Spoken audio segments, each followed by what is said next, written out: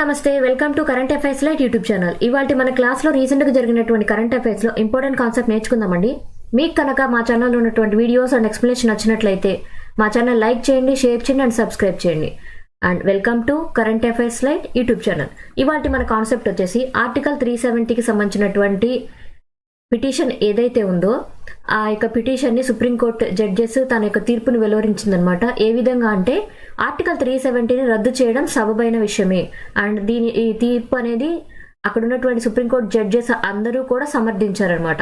And ఈ యొక్క supreme court bench ఏదైతే ఉందో అందులో 5 సభ్యులు అంటే 5 న్యాయాధికారులుగా ఉన్నారనమాట. మన జస్టిస్ సిజేఐ చంద్రచూడ్ గారు కూడా ఉన్నారు.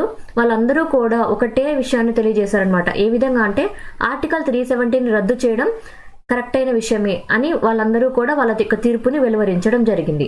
అండ్ దీని గురించి కంప్లీట్ ఇన్ఫర్మేషన్ అని చూద్దాం. సో ఇక్కడ ఆర్టికల్ 370 ఏదైతే ఉందో అది మన రాజ్యాంగంలో ఉన్నటువంటి పార్ట్ 21లో ఇవ్వబడింది.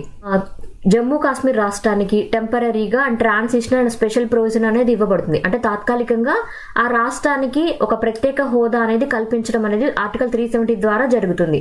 అండ్ ఇది ఏ విధంగా అంటే ఈ ఆర్టికల్ 370 ఇవ్వడం ద్వారా ఇండియా మొత్తం మీద కూడా ఆర్టికల్ 1 అండ్ ఆర్టికల్ 370 ఆ రెండు ఉండటం వల్ల ఏంటంటే జమ్మూ కాశ్మీర్ రాష్ట్రం ఏదైతే ఉందో ఆ యొక్క ప్రాంతానికి మన ఇండియా మొత్తానికి ఇవ్వబడినటువంటి భారత రాజ్యాంగం ఏదైతే ఉందో అది జమ్మూ కాశ్మీర్ రాష్ట్రంలో అప్లికబుల్ అవ్వదన్నమాట.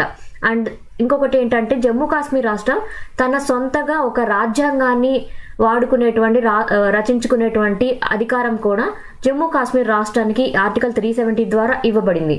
అండ్ ఇక్కడ మన జమ్మూ కాశ్మీర్ రాష్ట్రం ఏదైతే ఉందో దానికి ఏంటంటే సెంట్రల్ లాకి సంబంధించినటువంటి ఎటువంటి విషయమైనా సరే అంటే మన యొక్క యూనియన్ గవర్నమెంట్ కనుక ఏదన్నా చట్టాన్ని చేస్తే ఆ చట్టాన్ని మన యొక్క జమ్మూ కాశ్మీర్ రాష్ట్రంలో అప్లికబుల్ చేయాలి అంటే ఖచ్చితంగా ఆ యొక్క జమ్మూ కాశ్మీర్ రాష్ట్రంలో ఉన్నటువంటి చట్టసభలు ఏవైతే ఉన్నాయో ఆ రాజ్యాంగ సభ అంటారు అక్కడ.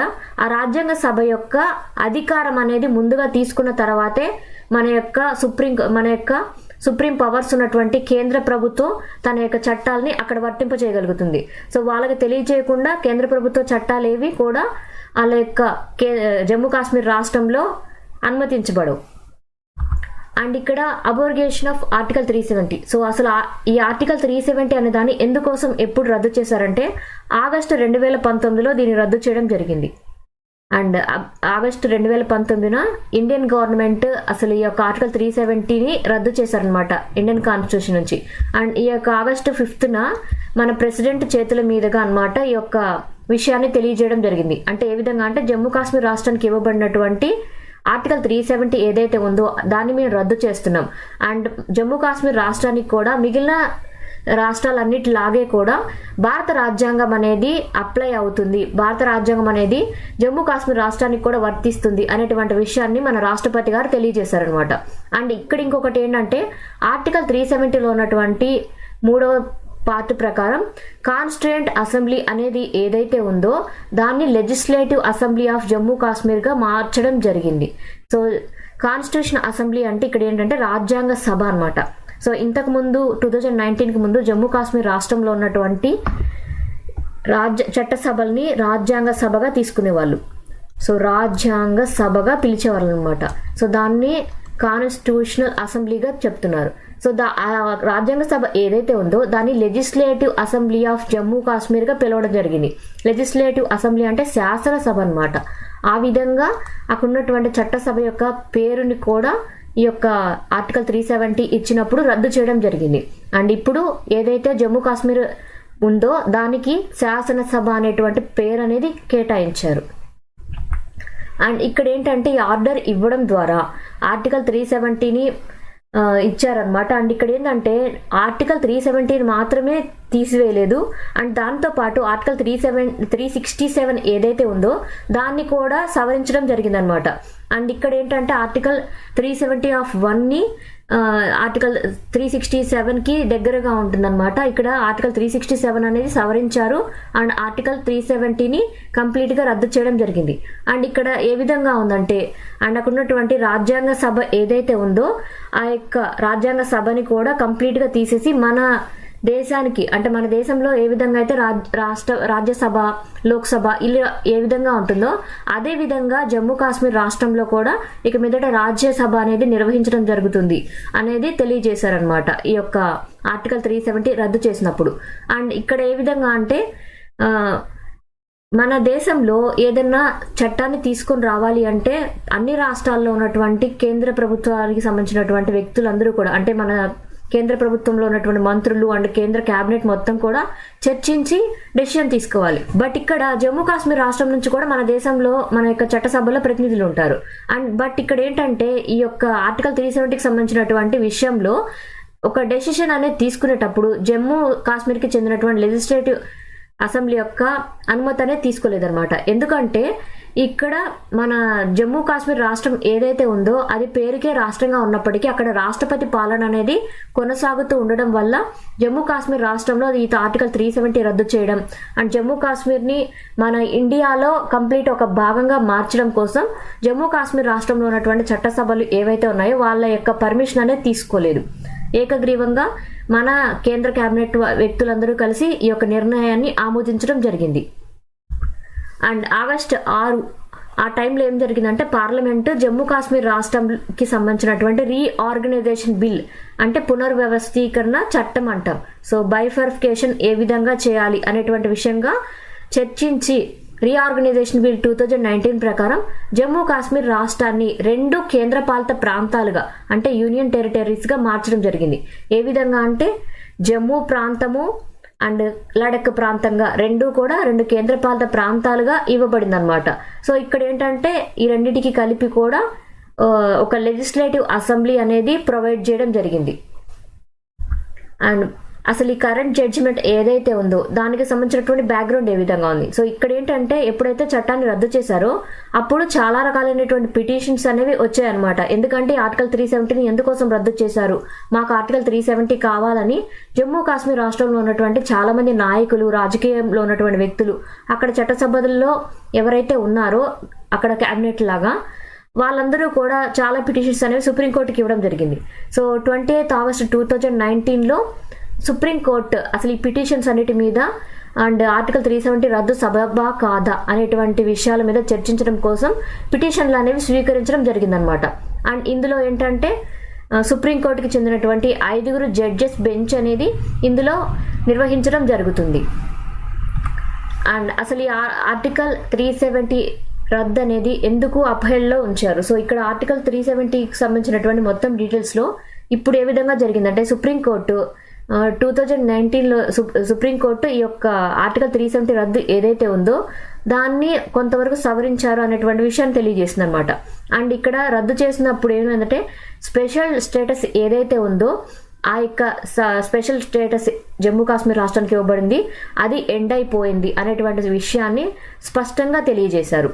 అండ్ ఇక్కడ ఏంటంటే ఆర్టికల్ 370 ఏదైతే ఉందో దాన్ని రద్దు చేయడం సబబే వ్యాలిడ్ అంటే సబబుగా కరెక్ట్ అయిన విషయంగా సుప్రీంకోర్టు తన తీర్పులో వెలువరించింది. అండ్ ఈ యొక్క జడ్జిమెంట్లో ఏ విధంగా తన విషయాన్ని తెలియజేసింది సుప్రీంకోర్టు.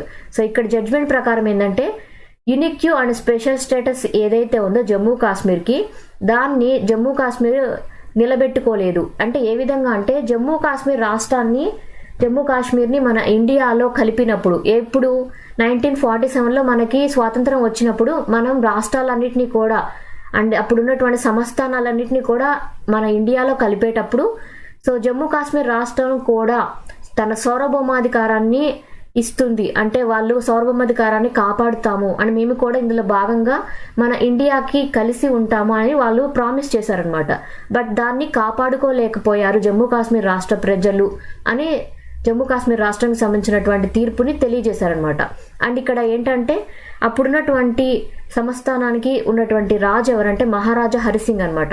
సో మహారాజా హరిసింగ్ తన యొక్క ప్రిన్స్లీ స్టేట్ తన యొక్క సంస్థానాన్ని తన యొక్క సంస్థానం ఏదైతే ఉందో దాన్ని ఇండియాలో కలిపేటప్పుడు సోవర్నిటీని కాపాడుతామని తెలియజేశారు. సోవర్నిటీ అంటే సార్వభౌమాధికారం అనమాట. వాళ్ళు ఖచ్చితంగా ఇండియాలో భాగంగా ఉంటారు.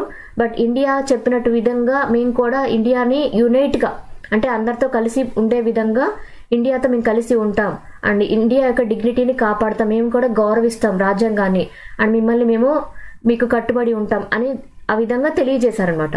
సో సార్వభౌమాధికారం ఏదైతే ఉందో దాన్ని మేము కాపాడుతామని ప్రకటనని జారీ చేశారు వాళ్ళు ఇండియాలో కలిసినప్పుడు.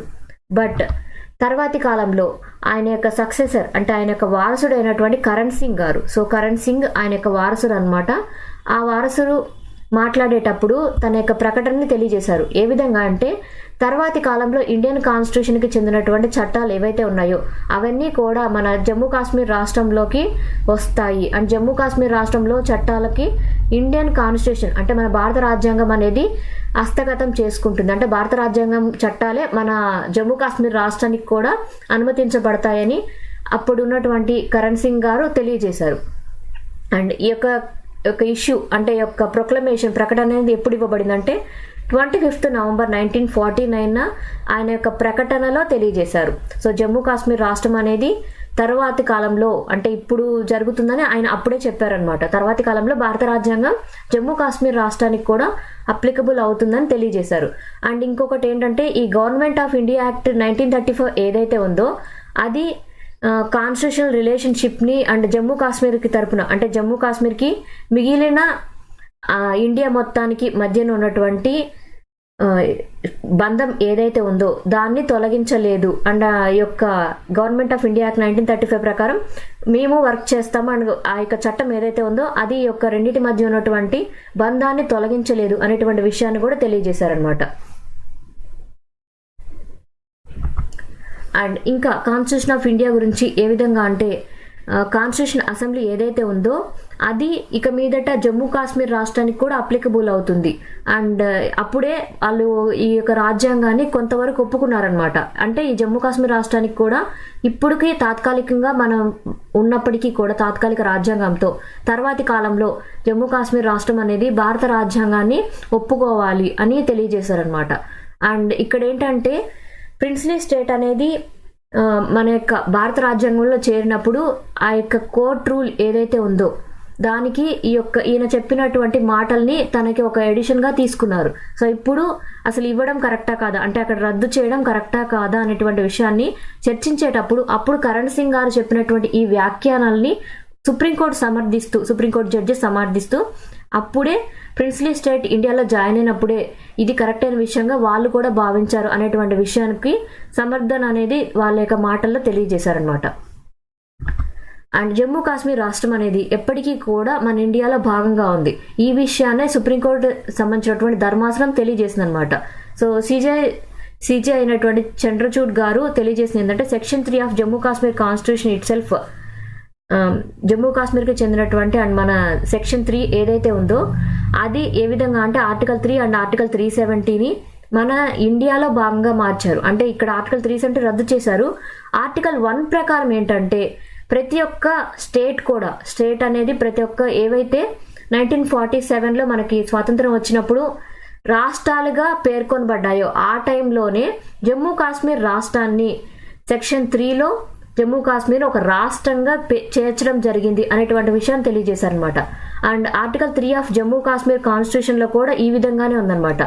So the state Jammu Kashmir integral part of union of India అంటే యూనియన్ ఆఫ్ ఇండియాలో జమ్మూ కాశ్మీర్ కూడా ఒక భాగమే అని ఆర్టికల్ 3 ప్రకారం ఈ యొక్క జమ్మూ కాశ్మీర్ కాన్స్టిట్యూషన్లో తెలపబడింది అనమాట. అంటే వాళ్ళ యొక్క రాజ్యాంగంలో జమ్మూ కాశ్మీర్ అనే రాష్ట్రం అనేది భారతదేశంలో ఒక భాగమే అని వాళ్ళే ఒప్పుకున్నారు. అండ్ ఇక్కడ ఇంకోటి ఏంటంటే వాళ్ళకి ఓన్ కాన్స్టిట్యూషన్ ఉండటం అనేది ఒక ఎత్తు అయితే అండ్ ఉండటం అనేది కరెక్ట్ అనుకుంటాం. అలా అనుకున్నా కూడా స్పెషల్ స్టేటస్ ఉండాల్సినటువంటి అవసరం లేదు, ఎటువంటి పరిస్థితుల్లో కూడా వాళ్ళకి ఉండవలసినటువంటి అవసరం లేదు అనేటువంటి విషయాన్ని కూడా తెలియజేశారు. అండ్ జమ్మూ కాశ్మీర్ కాన్స్టిట్యూషన్ అనేది ఏదైతే ఉందో అది ఎందుకోసం ఏర్పాటు చేశారంటే రాష్ట్రంలో రోజువారీ పాలనని ఏ విధంగా తీసుకొని రావాలి అనేటువంటి విషయం కోసమే జమ్మూ కాశ్మీర్ రాష్ట్రానికి ఒక ప్రత్యేక రాజ్యాంగం ఇచ్చారు. కానీ ఈ ఆర్టికల్ 370 ఏదైతే ఉందో ఆ యొక్క ఆర్టికల్ 370 రద్దు చేయడం ఎందుకోసం చేశారంటే రాష్ట్రాన్ని భారతదేశంలో కలపడం కోసం మాత్రమే చేశారు అని సుప్రీంకోర్టు ధర్మాసనం తెలియజేసింది. అండ్ అసలు ఈ రిస్టోరేషన్ ఆఫ్ స్టేట్హుడ్ అనేది ఎందుకు తీసుకొని వచ్చారు. సో ఇక్కడ ఏంటంటే మనకి రీఆర్గనైజేషన్ జరిగినప్పుడు 2019లో 2 యూనియన్ టెరిటరీస్గా చేసి అదొక టెంపరీ మూవ్గా తీసుకొని వచ్చారు. అంటే తాత్కాలికంగా 2 యూనియన్ టెరిటరీస్గా తీసుకొని వచ్చారు. అండ్ ఇక్కడ ఏంటంటే సెంటర్ యొక్క స్టేట్హుడ్ ఇవ్వడం ద్వారా ఏంటంటే అక్కడ ఇక మీదట లెజిస్లేటివ్ అసెంబ్లీ ఎలక్షన్స్ అనేవి నిర్వహించబోతుంది. అంటే అక్కడ కూడా మిగిలిన అన్ని రాష్ట్రాల మాదిరిగానే వాళ్ళకి కూడా అసెంబ్లీ ఎలక్షన్స్ అనేవి నిర్వహించడం జరుగుతుంది. ఆ ఎలక్షన్స్ కూడా భారత రాష్ట్రపతి ఆధ్వర్యంలో, అంటే మనకి అన్ని రాష్ట్రాలు ఏ విధంగా ఎలక్షన్ కమిషన్స్ ఉండి ఎన్నికలు నిర్వహిస్తారో అదే విధంగా జమ్మూ కాశ్మీర్ రాష్ట్రంలో కూడా ఎలక్షన్స్ అనేవి నిర్వహించబడతాయి.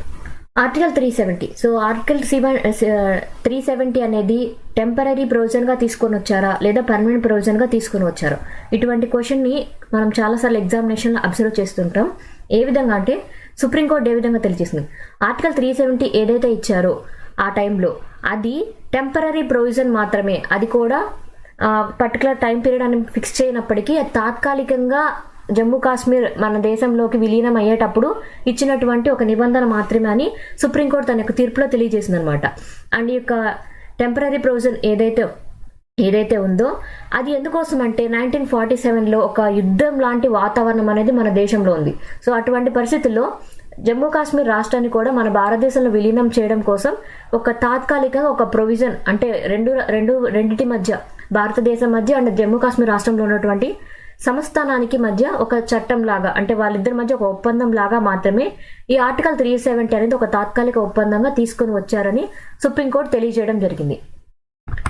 అండ్ ఇక్కడ కొన్ని రకాలైనటువంటి క్వశ్చన్స్ ఉన్నాయి. ఏ విధంగా అంటే అసలు ఈ యొక్క ఆర్టికల్ 370ని రద్దు చేయడం సరైనటువంటిదా కాదా అని కొన్ని క్వశ్చన్స్ అప్హెల్డ్ అయినప్పుడు వాళ్ళు ఏ విధంగా సాల్వ్ చేశారు అంటే ఇక్కడ చట్టం యొక్క ధర్మాసనానికి చాలా రకాలైనటువంటి అంశాల ద్వారా వాళ్ళు కరెక్టా కాదా అనేది తెలుసుకోవాలి.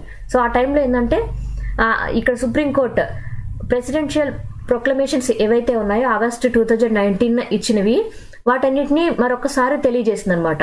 ఏ విధంగా అక్కడ ఆర్టికల్ 370 రద్దు చేస్తారు అండ్ అక్కడ ఉన్నటువంటి రాజ్యాంగ సభని శాసనసభగా మారుస్తారు. అంటే జమ్మూ కాశ్మీర్లో ఉన్నటువంటి రాజ్యాంగ సభని ఇక మీదట జమ్మూ కాశ్మీర్ రాష్ట్రం యొక్క శాసనసభగా పిలువబడుతుందని మన రాష్ట్రపతి ద్వారా తెలియజేశారనమాట. సో అది కరెక్టా కాదా అనేటువంటి విషయాల మీద చర్చించడం జరిగింది. అండ్ దీనికోసం ప్రెసిడెన్షియల్ ప్రొక్లమేషన్స్ ఏవైతే ఉన్నాయో అండ్ ఈ యొక్క 370 రద్దు చేయడం అండ్ వాటి గురించి కూడా చర్చించడం జరిగిందనమాట. అండ్ ఈ రెండిట్లో కూడా ఒకటే వస్తుంది. ఏ విధంగా కాన్స్టిట్యూషన్ అసెంబ్లీ ఆఫ్ జమ్మూ కాశ్మీర్ని లెజిస్లేటివ్ అసెంబ్లీ ఆఫ్ జమ్మూ కాశ్మీర్గా మార్చడం సబబే, అది కూడా మన యొక్క రాష్ట్రపతి ద్వారా ఇవ్వబడింది. ఎందుకోసం రాష్ట్రపతినే ఎందుకు పాయింట్అవుట్ చేస్తున్నారంటే జమ్మూ కాశ్మీర్ రాష్ట్రానికి ఒక శాసనసభ అనేది ఉన్నప్పటికీ కూడా అక్కడ ఆ ప్రాంతం ఏదైతే ఉందో అది రాష్ట్రపతి పాలనలో ఉందన్నమాట. సో అక్కడ రాష్ట్రపతి పాలన ఉంది కాబట్టి రాష్ట్రపతి అక్కడ అధికారం అనేది అక్కడ ఉన్నటువంటి గవర్నర్స్కి అండ్ అక్కడ ఉన్నటువంటి రాష్ట్రపతికే ఆ ప్రాంతం మీద ఎటువంటి డెసిషన్ అయినా తీసుకునేటువంటి ప్రత్యేకమైనటువంటి ఫుల్ పవర్స్ ఉంటాయన్నమాట. సో కేంద్రపాలిత ప్రాంతమైన అండ్ అక్కడ జమ్మూ కాశ్మీర్ రాష్ట్రానికి ఎస్పెషల్లీ రాష్ట్రపతి పాలన అనేది ఉంది. సో అందువల్లే ఈ యొక్క మాటని తీసుకొని రావడం అండ్ ఈ యొక్క డెసిషన్ అనేది ఇవ్వడం రాష్ట్రపతి ద్వారా ఆ యొక్క తీర్పుని ఇంకా సమర్థిస్తూ వచ్చింది. అండ్ ఇక్కడ ఇంకోటి సెంట్రల్ ఇష్యూ ఇంకొకటి ఉంది. ఏ విధంగా అంటే యూనియన్ పవర్స్ అనేవి కూడా ప్రెసిడెంట్స్ యొక్క రూల్లోనే ఉంటాయి. అంటే రాష్ట్రపతి పాలన ఉంది కాబట్టి మొత్తం పవర్స్ అన్ని కూడా రాష్ట్రపతి దగ్గరే ఉంటాయి. సో అలా ఉండటం వల్ల కూడా ఏంటంటే మనకి ఇంతకుముందు వచ్చినటువంటి ఒక తీర్పు ఉంది. సో ఏంటంటే S R Bommai versus union of India case 1994లో జరిగిందనమాట. సో అక్కడ కూడా ఏంటంటే మన గవర్నర్స్ రూల్ అనేది ఒక ప్రాంతానికి గనక రాష్ట్రపతి పాలన ఉంటే ఆ రాష్ట్రపతి పాలన అండ్ అక్కడ ఉన్నటువంటి గవర్నర్స్ యొక్క తీర్పు, అంటే గవర్నర్స్ అందరూ కూడా రాష్ట్రపతికే వర్క్ అనమాట. అండ్ కాబట్టి రాష్ట్రపతి ఏదైతే డెసిషన్ తీసుకుంటారో అండ్ డెసిషన్స్ అన్ని కూడా కరెక్టే అనేటువంటి విషయాన్ని సమర్థించింది అనమాట. సో ఇక్కడ రాష్ట్రపతి ద్వారా ఇవ్వబడినటువంటి నోటీస్ కాబట్టి ఈ యొక్క 370 రద్దు చేయడం అనేది కరెక్ట్ అయిన విషయమే అని తెలియజేశారు. అండ్ ఇక్కడ ఎస్ఆర్ బొమ్మాయి కేసు ఏదైతే ఉందో దాని ద్వారా ఏంటంటే గవర్నర్స్కి స్టేట్ లెజిస్లేచర్స్ కన్నా కంప్లీట్ అధికారాలు అనేవి ఖచ్చితంగా ఉంటాయి అనేటువంటి విషయం మనకు తెలిసింది. ఆల్ ఆర్ ఎనీ చాలా వరకు అధికారాలన్నీ కూడా రాష్ట్రపతి యొక్క ఆధీనంలో ఉంటాయి. బట్ అక్కడ మొత్తము ప్రెసిడెంట్ యొక్క పాలన అండ్ ఆయన యొక్క జడ్జిమెంట్నే తీసుకొని చేస్తున్నారు అన్నప్పటికీ కూడా ఈ యొక్క బొమ్మాయి కేసు ప్రకారం ఏంటంటే సుప్రీంకోర్టు తెలియజేసింది వాళ్ళకి అధికారం ఉంది, కానీ ఇక్కడ ఏదో పక్షపాతంగానో లేదా జమ్మూ కాశ్మీర్ రాష్ట్రాన్ని బలవంతంగా తీసుకోవాలనో అండ్ ఏదో తప్పుగా భావించి ఈ యొక్క పవర్స్ అన్ని కూడా కేంద్ర ప్రభుత్వానికి అప్పగించారు అని చెప్పడానికి ఎటువంటి ఆధారాలు లేవు. అంటే గవర్నమెంట్ కావాలని కుట్ర పన్ని జమ్మూ కాశ్మీర్ని మన ఇండియాలో విలీనం చేసింది అనడానికి ఎటువంటి ఆధారాలు లేవన్నమాట. సో ఇది స్వతహాగా అందరూ కలిసి తీసుకున్నటువంటి డెసిషనే, ఎటువంటి పక్షపాత ధోరణి ద్వారా తీసుకునేది కాదు అనేటువంటి విషయాన్ని కూడా సుప్రీంకోర్టు తన యొక్క తీర్పులో స్పష్టం చేసింది. Truth and reconciliation commission. So ఇక్కడ జస్టిస్ సంజయ్ కౌశల్ గారు కూడా ఈ సుప్రీంకోర్టు జడ్జి బెంచ్లో ఒకళ్ళు అనమాట. ఆయన తన యొక్క ఒపీనియన్ ఏ విధంగా చెప్పారంటే ఈ ట్రూత్ అండ్ రీకాన్సిలేషన్ కమిషన్ అనేది ఏర్పాటు చేయడం జరుగుతుంది. అండ్ దీని ద్వారా ఏంటంటే హ్యూమన్ రైట్స్కి ఏ విధమైనటువంటి వైలేషన్స్ జరిగాయి, ఎస్పెషల్లీ జమ్మూ కాశ్మీర్ రాష్ట్రంలో ఈ యొక్క ఆర్టికల్ 370 రద్దు చేసినప్పటి నుంచి ఇప్పటి వరకు కూడా అక్కడ ఉన్నటువంటి మానవతా శక్తులకి ఎటువంటి ఇబ్బంది అయినా కలిగిందా, లేదా సామాన్య ప్రజానికానికి ఏమైనా ఇబ్బందులు కలిగాయా అనేటువంటి విషయానికి అక్కడ ఉన్నటువంటి ప్రజలని అంటే అక్కడ ఉన్నటువంటి ప్రజలు రాజకీయ నాయకులతో పాటు అండ్ బయట ఉన్నటువంటి జమ్మూ కాశ్మీర్ అవుట్ సైడ్ ఉన్నటువంటి వ్యక్తుల నుంచి కూడా అభిప్రాయ సేకరణ తీసుకొని ఏ విధంగా జరిగింది అంటే అక్కడ ఏదైనా మానవతా పరంగా ఇబ్బందులు కలిగించారా అనేటువంటి విషయాల మీద చర్చ కోసం ఈ యొక్క కమిషన్ అనేది ఏర్పాటు చేయడం జరిగింది అనమాట. అంటే మానవ హక్కులకి ఏమైనా ఉల్లంఘన జరిగిందా అని వాళ్ళు చెక్ చేస్తారనమాట.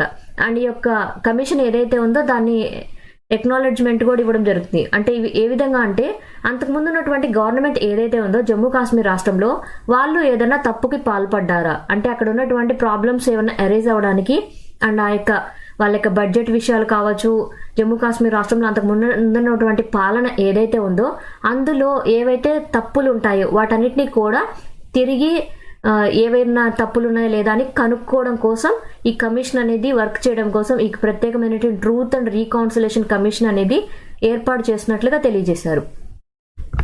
Thanks for watching my video. మీకు కనుక నా వీడియో ఎక్స్ప్లెనేషన్ నచ్చినట్లయితే నా వీడియోస్ లైక్ చేయండి, షేర్ చేయండి అండ్ సబ్స్క్రైబ్ చేయండి. Thank you for watching. Thank you. And మీకు కనుక మాకు ఏదైనా స్పెషల్ కాన్సెప్ట్ అవసరమైతే మాకు కామెంట్ సెక్షన్లో తెలియజేయండి. మీకు ఖచ్చితంగా ఆ కాన్సెప్ట్ ఎక్స్ప్లెనేషన్ అనేది అందివ్వడానికి ట్రై చేస్తాం. Thank you for watching. Thank you.